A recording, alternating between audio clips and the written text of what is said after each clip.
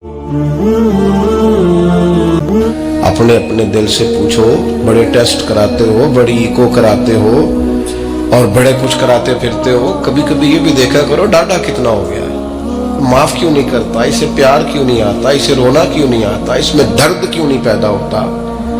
ये भी थोड़ा सा देखा करो कि इसका मेयार इस हवाले से इतना सख्त क्यों हो गया है, इसमें नरमी नहीं आती, किसी के लिए तड़पता ही नहीं, वो भी कोई दिल है कि दिल हो और तड़प ही ना हो।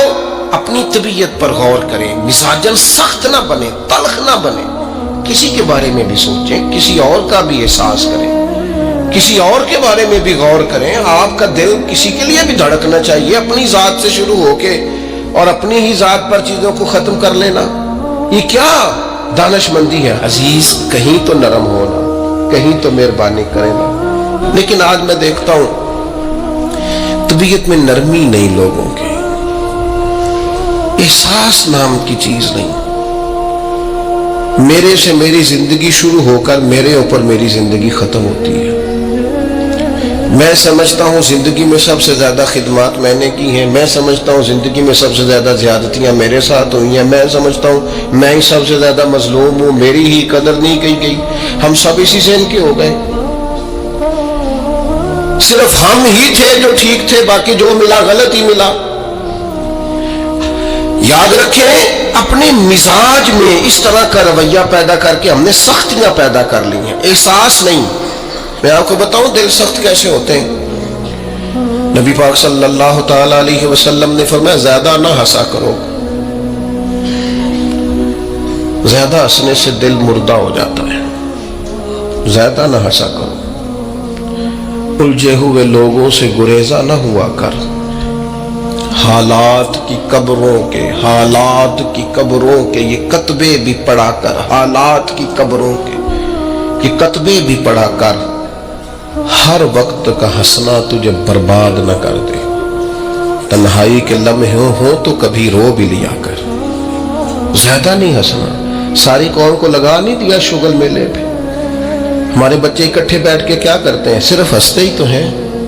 कौन सी हिकमत की बात होती है हमारी मजालस में, कौन सी तकवे की बात होती है। सारी जिंदगी शुगल मेला बना लिया हमने। ये दिल सख्त करता है हंसना।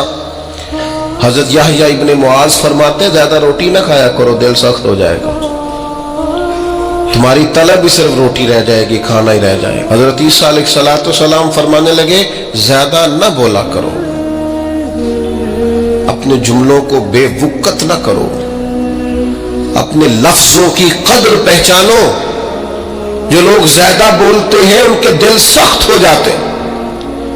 आपकी बातें थोड़ी हो, माना खेज हो, हिकमत अमेज हो, थोड़े जुमले हो, जची तुली नपी शुस्ता शाइस्ता गुफ्तगू हो, वो क्या करेगी, वो दिल को नरम करेगी। लेकिन बहुत बातें करना, बहुत बातें करना, बहुत बातें करना, नतीजतन इंसान के दिल को, ये तो बदगुमानियां होती हैं ना, बदगुमानियां, ये दिलों को सख्त कर देती हैं। हम जो बुरा सोचते हैं ना, लोगों के बारे में बुरी राय रखते हैं, तो आहिस्ता आहिस्ता हम जिसके बारे में बुरा सोचते हैं फिर उसे अपना दुश्मन समझने लगते हैं। हमारा दिल उसके हक में सख्त होने लगता है। हत्ता कि वो आदमी मुसीबत में, मुश्किल में आए तो माज़अल्लाह हमारे दिल को तस्कीन पहुंचती है कि देखो ना हमारा दुश्मन था, हालांकि दुश्मन मरे तो खुशी न करिए, सजना भी ते मर जाना है, सजना भी ते मर जाना है, अडीगर ते दिन आया मोहम्मद, ओढ़क नू डुब जाना है। मेरे अजीज, ये बहुत बदगुमानियां, बहुत। एक पढ़ा लिखा नौजवान एक दिन आया और एमफिल कर रहा है बच्चा, तो वो अम्मा ने बातें इस तरह की बताई हैं कि वो सारा माहौल ही गड़बड़ कर दिया। वो कहने लगी, जादू करा करा के, तवीज करा करा के हमारी चची ने और हमारी फलां ने और हमारे फलां ने हमें आगे बढ़ने ही नहीं दिया। पढ़ा लिखा नौजवान है और वो यहीं तक उलझा हुआ है। क्या मजाक करते हैं आप। इस तरह भी होता है, इस तरह भी कौम में। और वो बेचारा, यानी चची को दुश्मन थोड़ी ना होती, चचा बाप की जगह होता है, लेकिन उसका लहजा इतना गलत था अपनी चची के हक में कि वो इस तरह के पढ़े लिखे नौजवानों को ये जुमले जेब नहीं देते। हमारा अजीब अंदाज है, हमने अपने बच्चों के ज़हन पक्के कर दिए। तुमने बड़ा आगे जाना था, तवीज़ों की वजह से पीछे रह गए। تو یہ جو جتنے لوگ چلے گئے انگریز ٹیکنالوجی بنا گئے اور کہاں سے کہاں پہنچ گئے، ان کو تویز ہی نہیں ملا میرا خیال ہے کوئی کرانے کے لیے، وہ نکل گئے آگے اور ان کو تویز ہوتے رہے. کیا مطلب، آپ قوم کو کہاں کھڑا کرنا چاہتے؟ بدگمانیاں، دل سخت ایک دوسرے کے لیے. مہربانی کرے ذرا تھوڑا سا واپس آئے اپنی اصل زندگی میں، جو اسلام نے سکھایا ہے اس پر غور کریں. یہ جو غیبت ہوتی ہے نا، چغلی سے بھی دل سخت ہوتے ہیں. آپ کا خیال ہوتا ہے میں نے تو کچھ بھی نہیں کیا، کسی کے خلاف تھوڑی سی بات کی ہے، وہ جس کے خلاف آپ نے تھوڑی سی بات کی ہے نا، جس کے سامنے کی ہے، اس کا دل ہو گیا سخت، اس کے دل میں اس کے بارے میں گھٹن پیدا ہو گئی ہے، وہ کبھی نرم نہیں ہوگا. کیوں غیبت کو اتنا زیادہ سخت ناپسند کیا گیا؟ فرمایا غیبت کرنے والا جنت میں نہیں جائے گا. غیبت تو زنا سے بھی زیادہ گندی چیز کا نام ہے. کیوں اتنا زیادہ ناپسند کیا دین نے؟ اس لیے کیا کہ یہ دلوں کو سخت کرتی ہے، محبتوں کی مخالف ہے، انسان کی طبیعت ایک دوسرے سے دور ہو جاتی ہے. لیکن ہمیں تو مطلب 2 4 5 بندوں کی غیبت کرے نا تو گپ شپ کا مزہ ہی نہیں آتا. تھوڑا سا واپس آئے، اپنی روحانی زندگی کی طرف آئیں، للہیت کی طرف آئیں، خیر دیکھیں. خیر کتنی ہے اس امت. غیبت کرنے سے ہمیشہ طبیعتیں سخت ہوتی ہیں، بندہ ایک دوسرے سے دور ہوتا ہے. اور آپ کسی کے بارے میں خیر کا جملہ کہیں، جس وقت آپ جملہ کہہ رہے ہوتے ہیں اسی وقت ہی اس بندے کی محبت دل میں جگہ پکڑ رہی ہوتی ہے. اسی وقت ہی وہ جگہ پکڑتی ہے جب آپ کسی کی تعریف کرتے ہیں، عمدہ اور خیر کے لفظ بولتے ہیں. اسی طرح یہ جو مال کی محبت ہے نا، ہرس، ہوس، لالچ، یہ بھی دل کو سخت کرتی ہے. جب لوگوں کو بندے نہ نظر آئے، صرف پیسے نظر آئے، پھر طبیعت سخت ہو جاتی ہے. مال ایک ایسی خطرناک چیز ہے، اگر یہ لالچ اختیار کر جائے، ہرس اور ہوس اختیار کر جائے، پتہ ہے حال کیا ہوتا ہے؟ ایک تو یہ ہے کہ عام چیزوں میں ملاوٹ، یہاں تک حالات خراب ہوتے ہیں کہ لوگ دوائیاں ملاوٹ والی بیچنی شروع کر دیتے ہیں. ان کو پتہ ہے میں زندگیوں سے کھیل رہا ہوں معاذ اللہ، لیکن وہ کتنا کچھ سخت آدمی، اس کا دل کتنا کچھ سخت ہے کہ وہ لوگوں کی صحت سے کھیل کر مال کما رہا ہے. آخر اپنے ضمیر کی عدالت میں تو کھڑا ہوتا ہوگا نا، رات کو اسے نیند بھی تو آتی ہوگی نا، وہ کبھی اللہ اکبر کہہ کے نیت باندھ کے رب کی بارگاہ میں بھی تو کھڑا ہوتا ہوگا. کیسے جواب دے گا اللہ کے حضور؟ اپنے آپ کو کیسے مطمئن کرے گا؟ اتنا سخت ہو گیا کہ لوگوں کی زندگیوں سے کھیلنے لگا، مال کی محبت میں، ہرس میں، ہوس میں، اتنا دل سخت ہو گیا. یہ چیز سخت کرتی ہے دل کو. اس لیے ہمارے بزرگوں نے لکھا ہے کہ کچھ نہ کچھ پیسے کبھی کبھی چھوڑ بھی دینے چاہیے. کہنا چاہیے بس بھئی آج اتنی کمائی ہو گئی کافی، بھئی ابھی تو 2 گھنٹے بچے ہیں. تو اس نے کہا یہ جو 2 گھنٹے بچے ہیں یہ قرآن پڑھوں گا اور مدینے والے محبوب پہ درود و سلام پڑھوں گا. صدقہ کیوں رکھا تھا شریعت نے؟ زکوٰۃ کیوں رکھی تھی؟ اللہ کے بندے ہیں، اللہ اپنے بندوں کی اپنے فضل سے ان کو رزق دیتا ہے، لیکن کیوں رکھا تھا صدقہ؟ کہ یہ مال نکل کے ذرا باہر جائے تاکہ یہ جگہ نہ پکڑے دل میں، تاکہ دوسروں کے حق میں طبیعت نرم ہو. لیکن آپ دیکھ لیں جہاں جہاں مال کی محبت آئی ہے، جہاں جہاں مال کا پیار آیا، وہاں حالات اور سے اور ہو گئے، خراب سے خراب ہو گئے، بد سے بدتر ہو گئے. اور پھر ہمارے بزرگوں نے لکھا کہ یہ جو اقتدار ہوتا ہے اس میں بھی بہت سخت ہو جاتے ہیں لوگ. چلے دعا مانگنے لگا ہوں، آمین کہنا، اللہ کرے میری قوم جاگ جائے، آمین تو کہتے. میں پہلے بھی کہتا رہتا ہوں، پھر کہہ رہا ہوں، کبھی آپ سوچیں گے، ایک وقت آئے گا کہ سوچیں گے بھلا ہم کیا کہا کرتے تھے. ہم اس دور میں تبلیغ کر رہے ہیں جس دور میں سوتوں کو نہیں جگانا پڑتا. ہماری مشکل یہ ہے کہ ہمیں جاگتوں کو جگانا پڑتا. جاگتے لوگوں کو جنہیں سارا پتہ ہے، شعور ہے، عقل ہے، ان کو جگانا پڑتا. ہم زیادہ مشکل میں. میرے عزیز، اقتدار کی جنگ لوگوں کو سخت کر دیتی ہے، یہ یاد رکھنا. کرسی پر پہنچنے کے لیے لوگ کچھ نہیں دیکھتے. اقتدار کی خاطر لوگوں نے حد نہیں کر دی دنیا کو قتل کرنے والی. بم مارتے وقت سوچا کبھی انہوں نے کہ کتنی ماؤں کی گود اجڑے گی، کتنے بچے یتیم ہوں گے، کتنی عورتوں کا سہاگ اجڑے گا. انہیں غرض نہیں تھی، وہ تہ و بالا کرتے گئے بستیوں کو، اجاڑتے گئے آبادیوں کو۔ خدا کرے کہ یہ قوم سمجھے، اقتدار کے لیے لوگوں نے، بیٹے نے باپ کو قید کر دیا، باپ کو کہ میری باری نہیں آنے دیتا۔ پڑھے آپ تاریخ اٹھا کے، اقتدار کی خاطر بھائی نے بھائی کو قتل کیا کہ یہ میرے رستے کی رکاوٹ بن رہا۔ آپ کیا سمجھتے ہیں کہ استعمال نہیں کیا جاتا آپ کو اور ہمیں؟ لوگوں نے اپنے رستے میں آنے والے سگے خون کے رشتے کاٹ کے رکھے، اتنے سخت ہو گئے لوگ، صرف اقتدار چاہیے تھا۔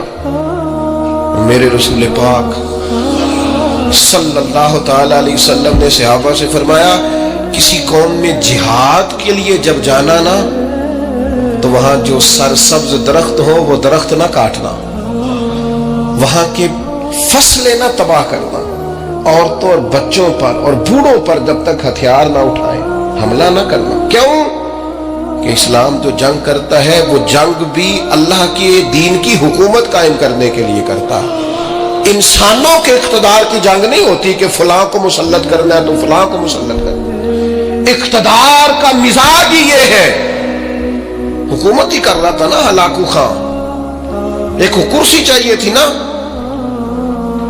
تو دجلہ کی نہر کا اس نے یہ حال کر دیا تھا کہ لوگ جو وہاں جاتے تھے وہ کہتے تھے ہمیں لگتا تھا یہ پانی نہیں بہتا، خون بہتا ہے دریا دجلہ، خون ہی خون، دریا اور نہر خون سے بھر گئی، اور انسان کی کھوپڑیاں کاٹ کے، یہ ہم نے بھی یہاں مینار بنایا ہے تو ایک ترتیب ہے کہ اتنا اونچا مینار چلا گیا،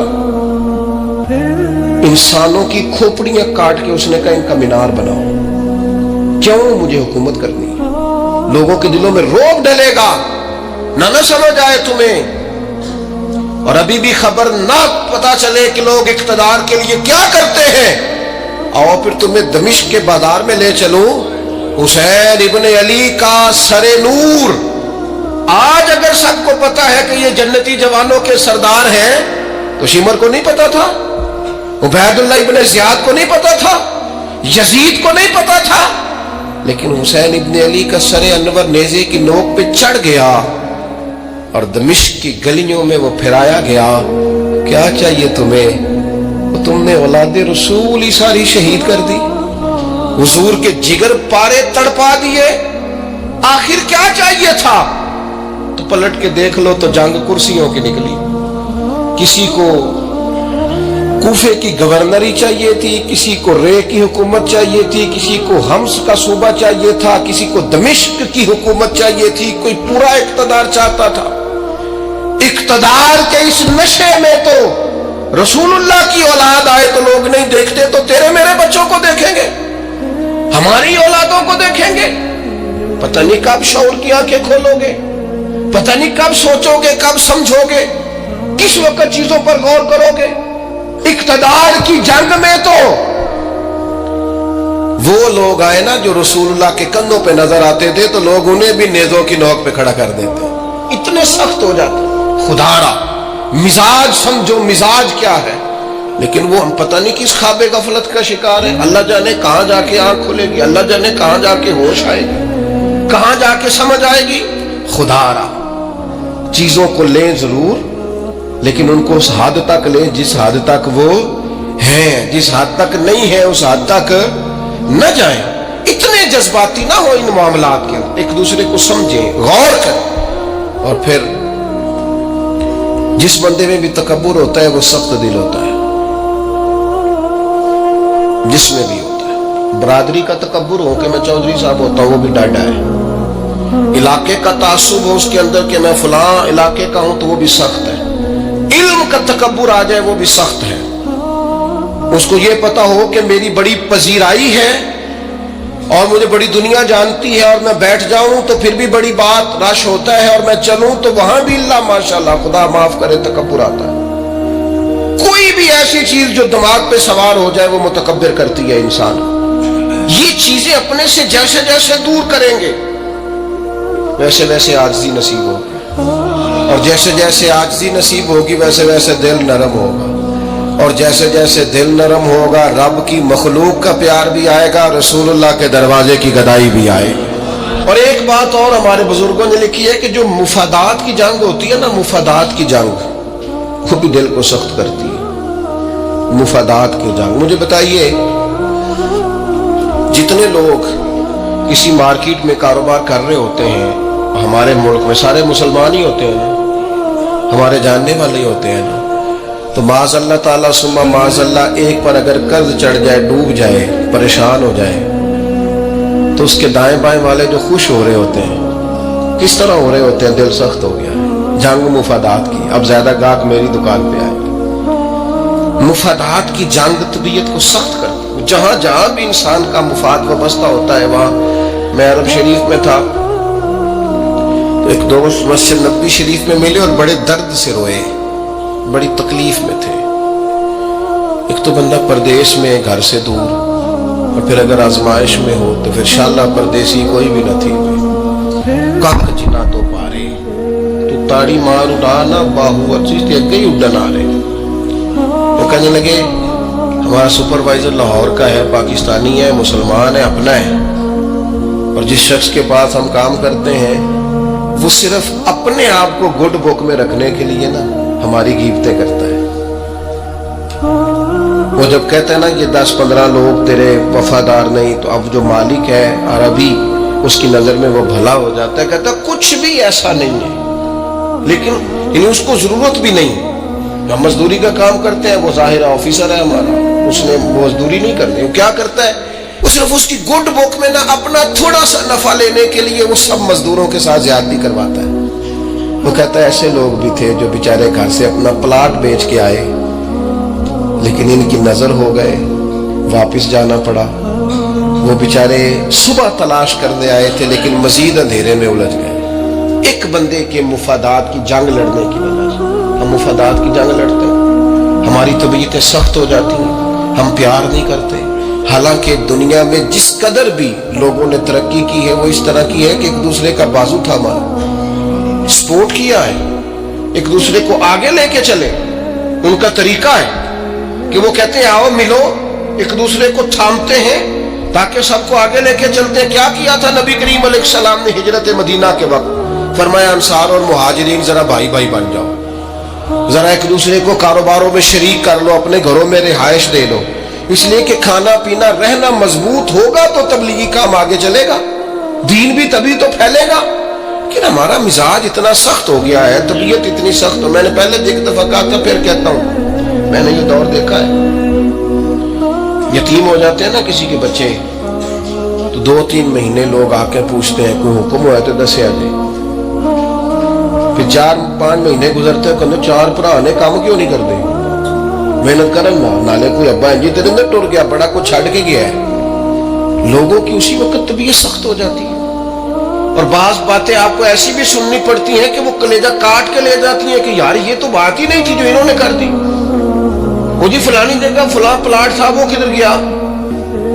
وہ سنا ہے فلاں جگہ. اچھا، بہت ساری ڈھیر ساری ایسی باتیں دنیا میں عام ہوتی ہیں جن کا سرے سے کوئی وجود ہی نہیں ہوتا.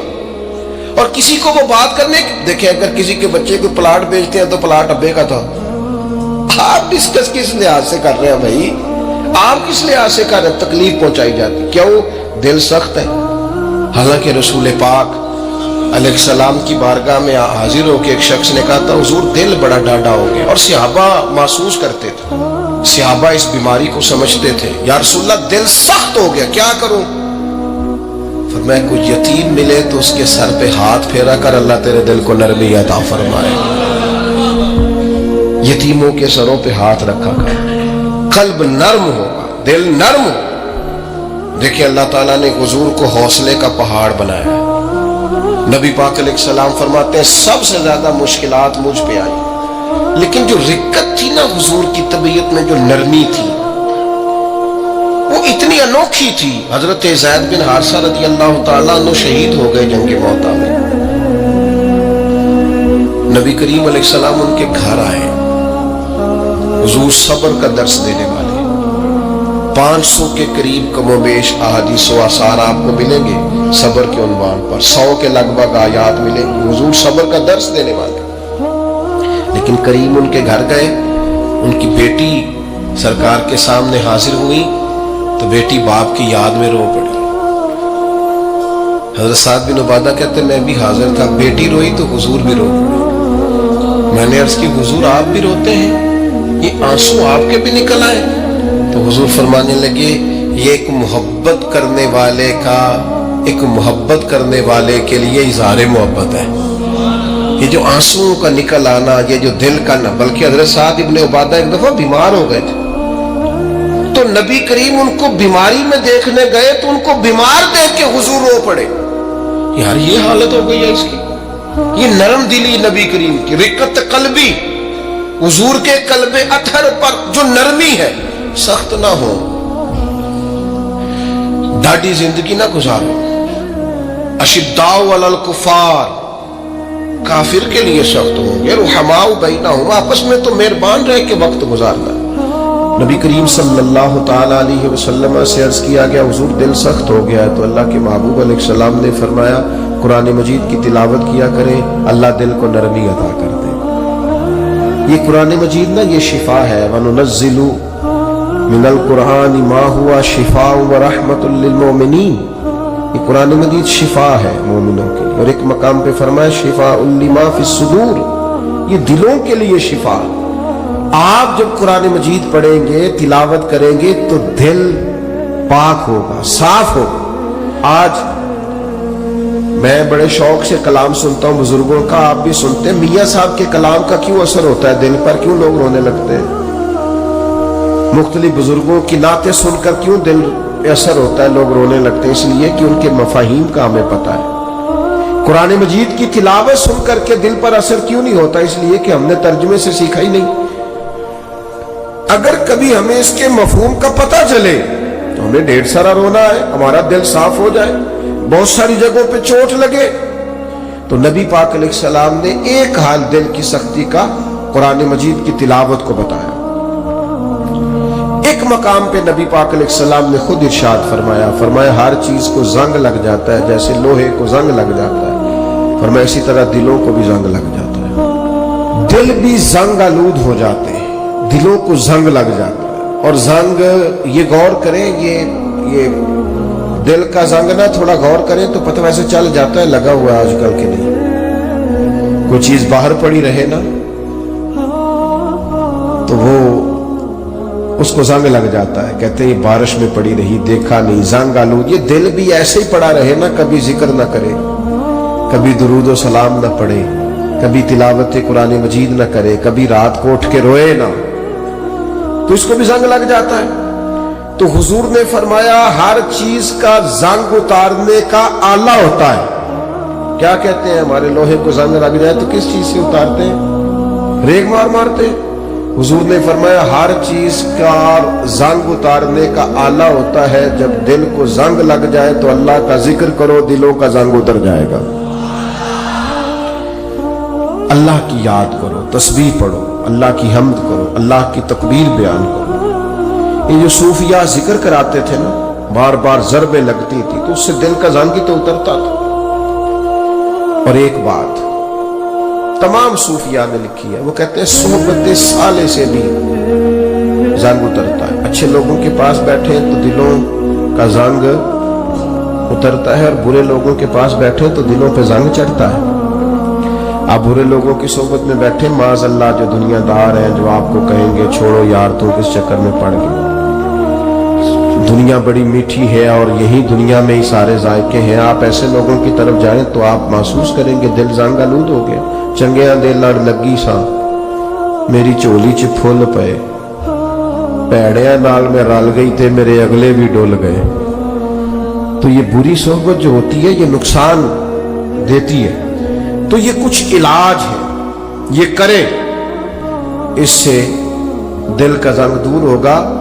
یہ واہ واہ سے بھی زنگ چڑھتا ہے, میرے جیسے لوگوں کی تعریفیں ہوتی ہیں نا, اور یہ بہت بڑی مصیبت ہے. اس سے بھی زنگ چڑھتا ہے, اس سے خوشامد, تعریف, مزاج, ہم نے دیکھا ہے. امام غزالی